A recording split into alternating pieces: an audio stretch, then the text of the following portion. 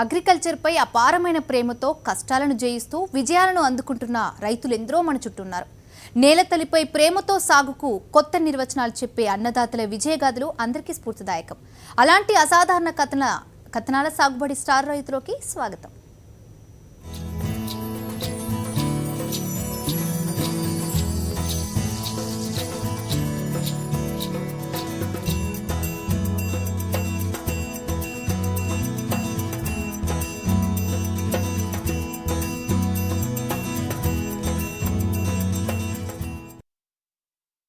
పలు పంటల పెంపకంలో తోటి రైతులు పడుతున్న కష్టాలు నష్టాలు కల్లారా చూశారు.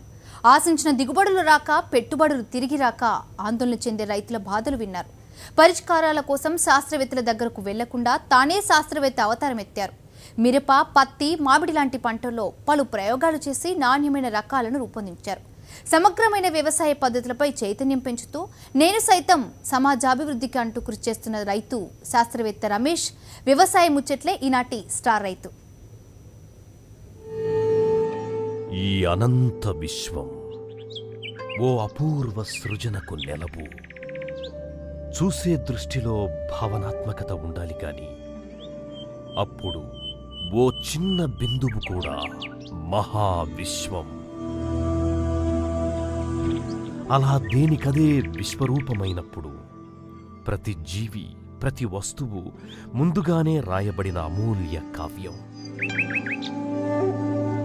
చూసే శక్తి, చదివే ఓపిక ఉండాలే కాని జీవితంలో ప్రతిదీ ఓ కొత్త కోణమే. అలా కొత్త కోణాన్ని ఆవిష్కరించి ఆచరించిన వాడే సృజనశీలి. మైదానంపై మనసు పెట్టి ప్రకృతి శబ్దాలను వింటూ దాని భాషను అర్థం చేసుకుంటూ పచ్చికలోంచి ప్రయోగాలు కనిపెట్టి సర్వజీవులకు వైద్యం చేస్తోన్న ఈ మనసున్న కర్షకుడే ఈ వారం వ్యవసాయ నేపథ్యం ఉన్న కుటుంబం నుంచి వచ్చిన రమేష్కు మొదటి నుండి ఈ రంగంలో ఏదో చెయ్యాలన్న తపన ఉండేది. అందుకు తగ్గట్టుగానే తన జీవితాన్ని మలుచుకున్నారు. శాస్త్ర విజ్ఞానం పట్ల రైతులకు అవగాహన ఉండాలని తన ఆచరణతో రుజువుపరిచారు.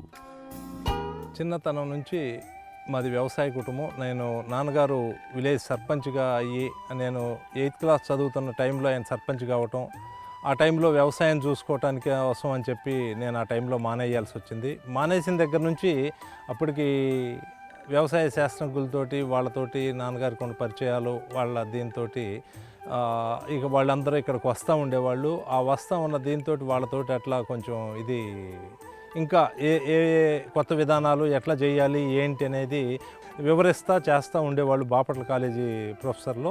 అట్లా నాకు వ్యవసాయం మీద ఒక ఇంట్రెస్ట్ డెవలప్ అయ్యి శాస్త్ర పరిజ్ఞానాన్ని రైతులు ఎందుకు చేయలేరు అనే దీంతో అట్లా వాళ్ళ దగ్గర నుంచి నేర్చుకొని దీన్ని కొన్ని ప్రాక్టికల్గా వచ్చిన దీన్ని మనకు వచ్చిన సమస్యని ఎట్లా ఉంటే బాగుంటుంది, ఇట్లా ఈ మొక్కల్ని ఇదిగో ఇట్లా కాకుండా ఇట్లా ఉంటే బాగుంటుందా ఇదిగో అనేది ఇట్లాంటి కొంచెం మనకి వచ్చిన ఆలోచనల్ని చేసుకుంటూ వచ్చాను.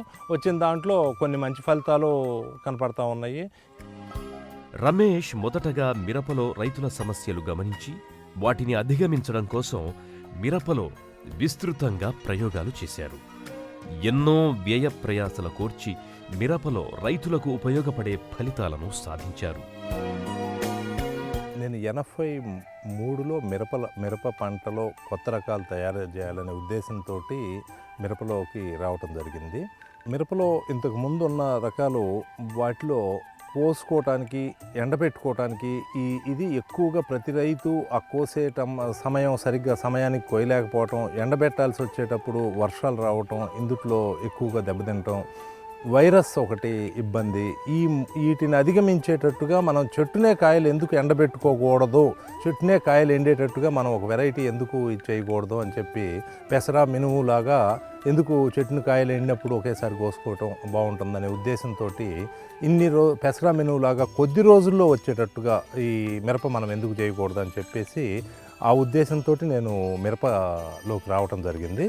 ఈ మొదలుపెట్టిన తర్వాత రకరకాల వెరైటీలు తీసుకొచ్చి దీన్ని క్రాస్ చేసుకొని ఇందుట్లో ఏ వెరైటీ కొంచెం ఇట్లా మొక్క ఇట్లా రావడం జరిగిందనే దీంతో లాంగ్ ఫారంలో శ్రీరామచంద్రమూర్తి గారు ఉన్నారు. అట్లా కొంతమంది సైంటిస్టులని, కొంతమందిని ఏడిఏ మువ్వ రామారావు గారు, వాళ్ళ బావాజీ గారు, వీళ్ళంతా టీములను అది తీసుకొచ్చి కూడా వైరస్ తట్టుకునేటట్టుగా కొన్ని వెరైటీలు రావటం, వాటిని చూపించటం, ఇక దీంతో అట్లా మిరపలో కొత్త రకాలు చేస్తూ ఉన్నాను. ఎంతటి పెద్ద ఫలితమైన చిన్న ప్రయత్నంతోనే మొదలవుతుంది. ఫైనెస్ట్ క్వాలిటీ సాధించేంత వరకు నిరంతరంగా ప్రయోగాలు చేస్తూ చివరకు అనుకున్న ఫలితాన్ని సాధించారు. మొదట్లో నేను రెడ్ టాప్ 365 అనే ఒక వెరైటీ చేయటం జరిగింది.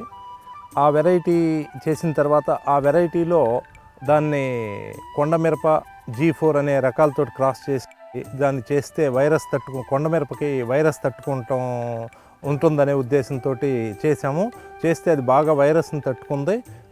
ఆ వెరైటీ ఒక్కొక్క కాయగా వస్తుంది. విపరీతమైన కారం ఉండి మార్కెట్లో అప్పట్లో దానికి రేట్ లేదు. కాయ కొయ్యటానికి దానికి ఒక్కొక్క కాయ పైకి తిప్పి కొయ్యటం కొంచెం ఇబ్బందిగా ఉంది.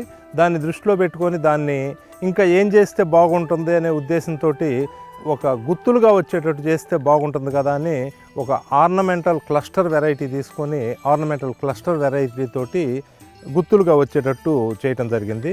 ఈ గుత్తులుగా చేయటం మొదలుపెట్టిన తర్వాత ఇందుట్లో గుత్తులు వచ్చిన తర్వాత దీని కారం కంప్లీట్ తగ్గిపోయి మనకి బాడిగి వెరైటీ లాగా కాయ తినటానికి అనుకూలంగా ఎక్స్పోర్ట్ క్వాలిటీ కలిగి ఉండి ఈ క్యాప్సికమ్ లాగా ఉండాలనే ఉద్దేశంతో ఈ కొంచెం కారం లేని రకాలు, రంగు ఎక్కువ ఉన్న రకాన్ని క్రాస్ చేసి ఈ వెరైటీ చేసి నిలబెట్టడం జరిగింది.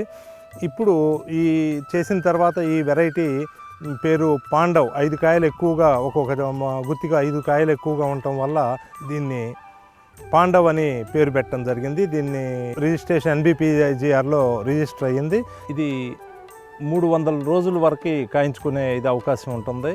పోతే లేదు 120 రోజుల్లోనే కాయించుకోవాలి, నీళ్ళ వసతి తక్కువగా ఉంది, మనకి అంత టైం నీరు లేదనుకున్నప్పుడు పెసరా మినువు లాగా ఒకే 4 చెక్కల గోరుతో వేసుకొని ఒక 80,000 మొక్క వరకు మొక్క చేలు అట్టి పెట్టుకొని 80,000 మొక్క కనుక కాయించుకోగలిగితే దీన్ని చెట్టునే ఎండబెట్టుకోవడానికి కూడా ఆస్కారం ఉంది. అప్పుడు అట్లాగా పెట్టినప్పుడు మొత్తం కాయలు మొత్తం చెట్టునే ఎండిపోతాయి. ఎండిపోయిన తర్వాత ఒకేసారి చెట్టును కోసుకోవడానికి వీలవుతుంది. దీంతో చాలా ఖర్చు కూడా తగ్గిపోతుంది. రమేష్ తన ప్రయోగాలతో మిరపలో కోతకు అనువైన రకాన్ని అభివృద్ధి చేశారు. దీనివల్ల రైతుకు మిరపలో కూలీల కొరత, కోత ఖర్చు తగ్గించుకోవడానికి మార్గం సులువయింది. ఇది మొట్టమొదట్లో వచ్చిన గుత్తులు. మొట్టమొదట్లో ఈ మొక్కకి ఒక 10 గుత్తులు ఇట్లా 10 గుత్తులుగా ఇట్లా వచ్చింది. ఈ 10 గుత్తులు వచ్చిన తర్వాత ఈ కాయ పంటకి తయారయ్యే లోపులో ఇక రెండో తంతె మొదలైంది. రెండో తంతె ఇక్కడ ఇదంతా రెండో తంతె వచ్చింది. ఈ రెండోసారి వచ్చింది ఇప్పుడు ఇది మొత్తం ఒక 20 గుత్తులు పైగా ఉంటుంది. 20 ఇంటూ ఒక్కో మొక్కకి 25 100 కాయలు ఇందుట్లో వస్తుంది. మొట్టమొదట్లో ఒక 50 కాయలు వచ్చింది. రెండో తంతిలో ఒక ఇది వస్తుంది. మళ్ళీ ఈ తంతి పూర్తి అయ్యేటప్పటికి మళ్ళీ ఇంకా ఈ అయిపోతూ ఉండేటప్పటికి మళ్ళీ ఇక్కడి నుంచి ఇంకొక తంతిగా వస్తుంది. ఇట్లా 3 సార్లుగా ఇది 300 రోజుల్లో 3 సార్లుగా 3 తంతెలుగా వస్తుంది. ఇట్లా వచ్చినందువల్ల కాయ కోసుకోవటానికి ఇట్లా ఒకేసారి పచ్చికాయగా కోసుకోవాలన్నా ఏదన్నా ఒకేసారి ఇదిగోండి ఇట్లా గుత్తులుగా కోయటానికి అనుకూలంగా ఉంటుంది. ఈ కోసినప్పుడు పక్క కొమ్మలు ఏమీ ఇరగవు.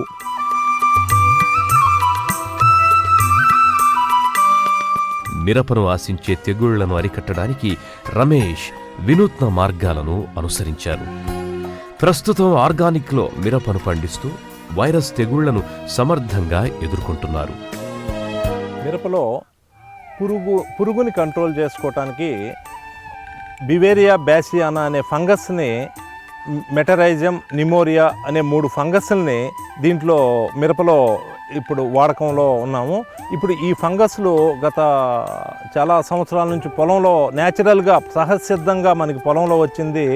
అప్పుడు 78లో మొట్టమొదటి ఈ ఫంగస్లు చూడటం జరిగింది. అప్పటి నుంచి ఈ ఫంగస్లతోటి చేస్తూ వస్తున్నాము. ఇది మిరపలో బాగా పురుగును కంట్రోల్ చేయడానికి ఇది బాగా ఉపయోగపడుతుంది. ఈ మిరపలో ఇది కాకుండా మైట్స్, త్రిప్స్కి దానికి వచ్చేసి కొంచెం దానికి సరైన ఇంకా పూర్తి ఒక ఇది జరగలేదు.